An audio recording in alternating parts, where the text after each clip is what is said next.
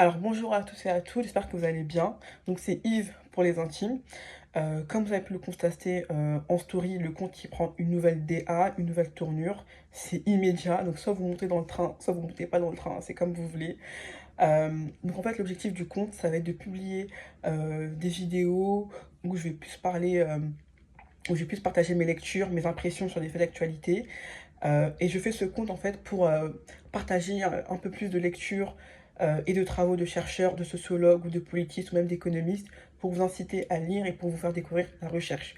Autrement dit, c'est un compte qui a une visée intellectuelle. Voilà. Ici, on produit de l'intellectualité, on produit du savoir, on produit de la recherche, on travaille son esprit critique, on travaille son esprit de synthèse. Donc, encore une fois, soit vous montez dans le train, soit vous montez pas dans le train. Mais en tout cas, nous, on est là. Voilà, on va diriger le train. Voilà. Après, donc j'espère que ça va vous plaire. Donc le livre que je vais vous présenter, il s'intitule Petit frère comprendre les destinées familiales. Il a été écrit par Isabelle Coutan, qui est une sociologue française, donc elle est directrice de recherche au CNRS.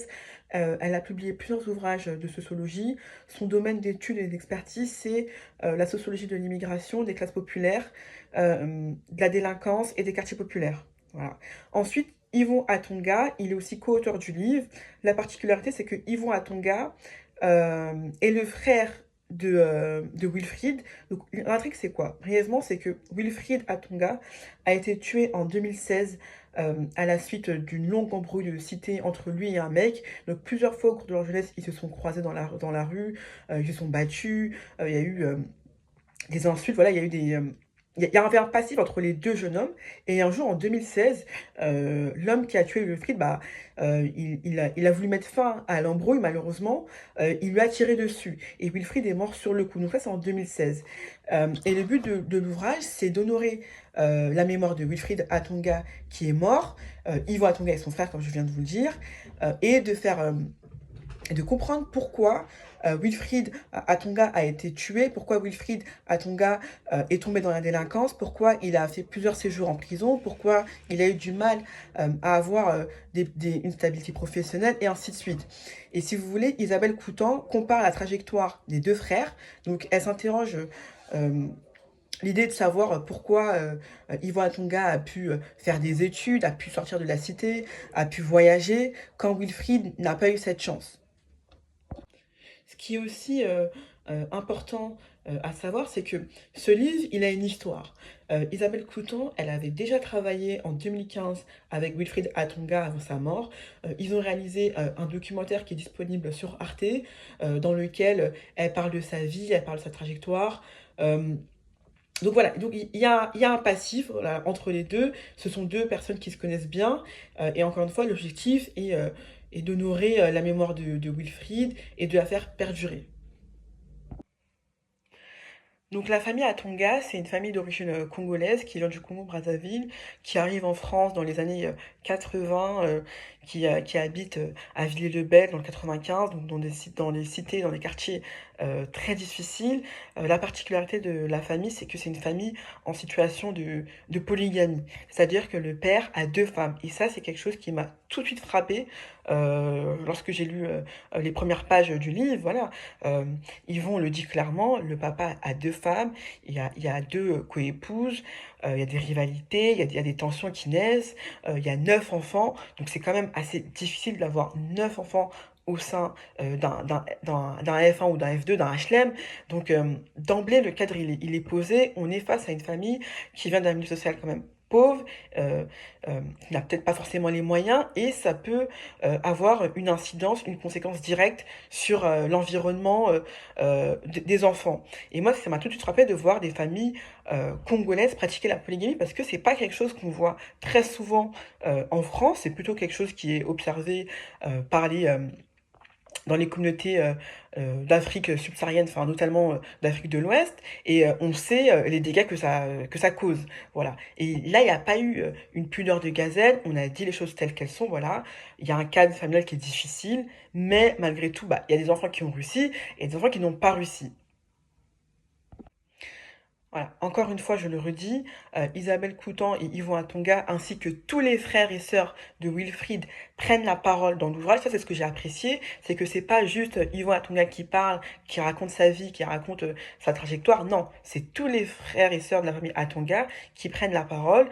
euh, qui disent voilà comment moi j'ai grandi en banlieue, qu'est-ce que ça implique, mon rapport à l'école, mon rapport à la sexualité, mon rapport aux parents et ainsi de suite, qui nous expliquent leur enfance et on s'attache aux personnages. Voilà, il y a un entremêlement des portraits, plusieurs personnes parlent la parole et je trouve que ça apporte de la vivacité, c'est-à-dire qu'on ne se lasse pas. Quand vous lisez ce livre, bah, vous lisez euh, la vie de Yvon, vous lisez la vie de Raïssa, il y a la femme, enfin la veuve de Wilfried qui parle, vous avez la femme de Yvon, vous avez aussi les filles de Wilfried qui sont aujourd'hui orphelines de père qui parlent, qui expliquent comment elles ont vécu la mort de leur père, comment elles ont tenté de se reconstruire, comment elles vivent leur deuil. Et ça, c'est vraiment quelque chose que j'ai apprécié. D'un point de vue sociologique, l'objectif, c'est vraiment d'analyser les trajectoires parce que c'est vrai que dans des familles, les enfants n'ont pas toutes les mêmes compétences, les mêmes savoirs, les mêmes talents, n'ont pas tous les mêmes chances égales. Et c'est intéressant de comparer pourquoi il y en a un qui arrive à sortir de la cité, qui arrive à sortir du ghetto.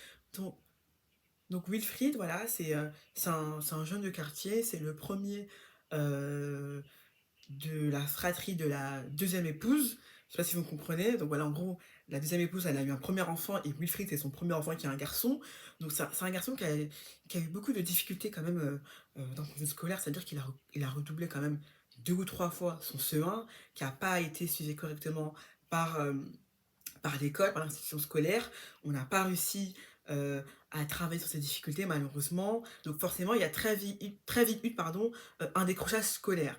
Et ce décrochage scolaire, ça l'a amené déjà à rejeter l'école, à ne pas comprendre l'importance de l'école, et ça l'a emmené vers la délinquance. C'est-à-dire qu'on l'avait orienté vers une formation en professionnel qui ne lui plaisait pas. Comme très souvent dans les quartiers populaires, enfin, en banlieue, lorsque vous êtes en troisième au moment de l'orientation, euh, la, la conseillère d'orientation, voilà, elle envoie, disons clairement, hein, tous les enfants racisés qui ont des difficultés en voie professionnelle, alors que c'est pas forcément ce qu'ils ont envie de faire, et très souvent la voie professionnelle qui leur est conseillée, c'est pas une voie qu'ils ont envie de faire. Voilà, on les envoie en mécanique, on les envoie faire plomberie, alors que des fois les mecs ils voudraient faire énergie. Vous voyez un peu. Donc, donc ça frustre énormément Wilfried qui va tomber dans la délinquance petit à petit, qui va arrêter l'école, qui va commencer à traîner dehors, qui va commencer à faire des petits séjours en prison, qui va commencer à tomber dans la délinquance, et ainsi de suite. Et contrairement à Yvon Atonga, qui lui, euh, il me semble que c'est le... voilà, il y a plusieurs garçons au sein de la fratrie, au sein de la première lignée avec la première coépouse, la première épouse, pardon, et lui, il va avoir cette chance de voyager, d'aller en seconde générale, d'aller faire un tour à l'université, il va pouvoir être suivi par les professeurs, il va pouvoir développer de nouvelles interactions, de nouvelles sociabilités, ce qui va petit à petit l'éloigner de la délinquance, bien que ses amis restent, non pas sa trajectoire de vie, non pas sa chance, mais reste quand même attaché à la vie au quartier, à la cité. Et ce qui est intéressant, c'est que Wilfried Atonga est vraiment marqué par une envie de s'élever socialement, est vraiment marqué par une envie d'aller le plus loin possible. C'est-à-dire que dans sa famille, très tôt, la mère et le père lui ont dit, tu vas aller à l'école, tu vas faire des études, voilà. Même si tu n'es pas le plus brillant, au moins tu vas avoir le bac, et on lui a toujours dit que si tu veux réussir, c'est l'école. De toute façon, c'est quelque chose qui est universel pardon, aujourd'hui en France, c'est que si tu veux réussir et que tu as des parents pauvres qui n'ont pas forcément les moyens, si tu veux avoir une meilleure vie que tes parents, il faut aller à l'école, il faut aller le plus loin possible. Donc c'est ce qu'il a fait, il y a eu cette stratégie de, voilà, de vouloir s'élever socialement, et à la suite aussi d'un voyage au Congo où il a compris que voilà, grandir au Congo-Brazzaville, c'est pas facile. Voilà, grandir en Afrique, c'est pas facile. Je dis pas qu'en France, c'est facile de grandir, mais il y a quand même un État qui est stable, il y a quand même une certaine stabilité. Voilà, les institutions étatiques, elles sont stables, elles sont présentes. Voilà. L'État répond aux besoins primaires de la population, ce qui n'est pas forcément le cas au Congo ou en Afrique. Et ça, c'est vraiment quelque chose que j'ai aimé, qui est très intéressant. Dans un second temps, ce que j'ai aussi aimé, c'est qu'il y a une parole féminine dans l'ouvrage. C'est pas que Yves qui raconte sa vie. Après, voilà, c'est la sœur Aïssa qui est stable, qui est pas tombée dans la délinquance, mais je tiens quand même à préciser aussi que la délinquance, c'est très souvent une affaire d'hommes dans nos communautés africaines. Pourquoi? Parce que nos parents, ils ont voilà, une certaine vision de la vie. Il y a une éducation sexiste différenciée de genre. C'est-à-dire que la fille, on contrôle sa scolarité, on contrôle ses fréquentations, on contrôle sa sexualité, voilà, on nous contrôle. Donc forcément, on est moins encline à tomber dans la délinquance. Et je ne veux pas vanter les mérites du patriarcat, mais voilà, il semblerait que le patriarcat aurait des mérites et que le fait que l'honneur de la famille repose sur les femmes, sur notre sexualité, serait entre guillemets des vertus et on serait plus docile, plus calme, on tomberait moins dans la délinquance que nos homologues garçons. Quoique aujourd'hui, il y a quand même une petite délinquance féminine qui voit le jour, mais elle reste marginale comparée à une délinquance masculine dans les quartiers populaires, en banlieue, en cité. Voilà, on va se dire clairement, c'est la réalité. Enfin, ce qui est aussi intéressant et pertinent dans le livre, c'est que on sent que ce livre, parler, écrire, ça a des vertus thérapeutiques. C'est-à-dire que ce livre aide la famille Atonga à faire son deuil, parce qu'il y a eu des tensions autour de la mort de Wilfried, et tous ses proches bah, arrivent à sortir apaisés de ce deuil. Et c'est hyper intéressant parce que dans nos communautés, la santé mentale, c'est pas quelque chose qui est bien vu, qui est encore où on en parle publiquement. Voilà. Des fois, quand vous faites une dépression chez l'Africain, on vous dit que c'est de la sorcellerie, on vous dit d'aller à l'église ou je ne sais quoi, on vous dit pas d'aller voir un psychologue ou d'aller voir un thérapeute. Mais là, vraiment, on parle un peu de la santé mentale et j'ai aussi apprécié euh, ce passage. Pourquoi j'ai choisi ce livre? Alors, j'ai choisi ce livre parce que quand j'ai lu le résumé, ça m'a tout de suite intéressé. C'est la première fois que je lis une enquête sociologique de ce type, un ouvrage de ce type, et ayant grandi en banlieue, ayant été confronté à la délinquance, pas moi personnellement, mais voilà, vous avez des amis, vous avez des voisins, et ainsi de suite. Enfin voilà, quand vous habitez voilà, en banlieue, voilà, il y a un quartier, voilà, ça parle, ça discute. Ça m'a permis de comprendre pourquoi il y en a qui tombent dans la délinquance. Et c'est vraiment quelque chose, c'est vraiment celui qui me tient à cœur parce que euh, dans mon entourage, oui, j'ai des amis qui sont partis en prison, oui, j'ai des amis qui ont arrêté l'école, oui, j'ai des amis qui n'ont pas forcément été très loin dans les études, et ainsi de suite. Mais ça m'a toujours vraiment attristé personnellement de voir des gens avec qui vous avez grandi, vous êtes partis au collège, au lycée ensemble, puis un jour vous marchez dans la rue, vous les croisez, ils sont en train de vendre du shit, ils sont en train de bicra, ils sont en train de faire le gay, ils sont en train de, voilà, de tomber dans la délinquance. En fait, ils sont en train de se faire avaler par la cité. Et franchement, moi, en tant que femme, si je suis amenée à avoir des enfants, je n'ai pas forcément envie de les faire grandir en banlieue, parce qu'en banlieue, lorsque vous êtes un garçon, il n'y a pas de perspective d'avenir.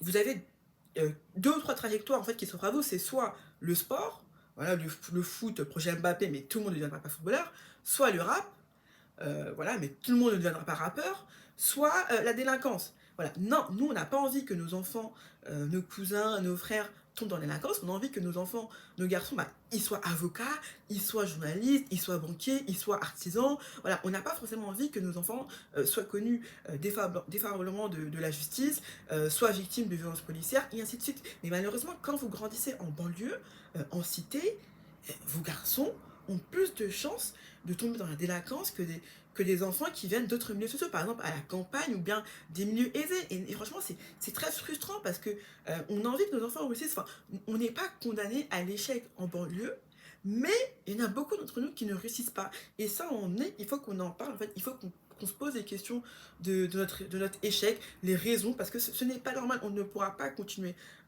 comme ça. On ne pourra pas continuer dans des schémas de pauvreté, dans des schémas de délinquance. Et il faut que on traite ce problème à bras le corps. Et c'est un livre qui permet de comprendre pourquoi il y en a qui tombent dans la délinquance et d'autres non, qui donne des pistes de réflexion. C'est un livre voilà, qui s'inscrit un peu dans les travaux de Pierre Bourdieu ou dans les travaux de Bernard Lahire. Après, encore une fois, en tant que parent, avec toute la bonne volonté du monde, vous pouvez faire ce que vous voulez.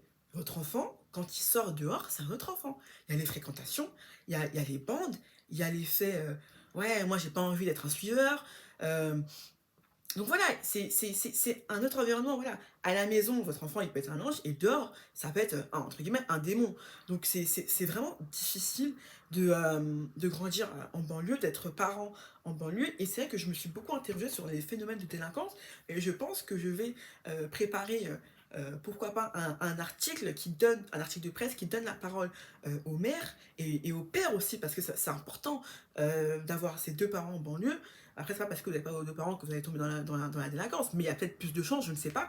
Mais j'aimerais savoir comment on fait en banlieue lorsqu'on est parent pour que notre enfant reste dans le droit chemin.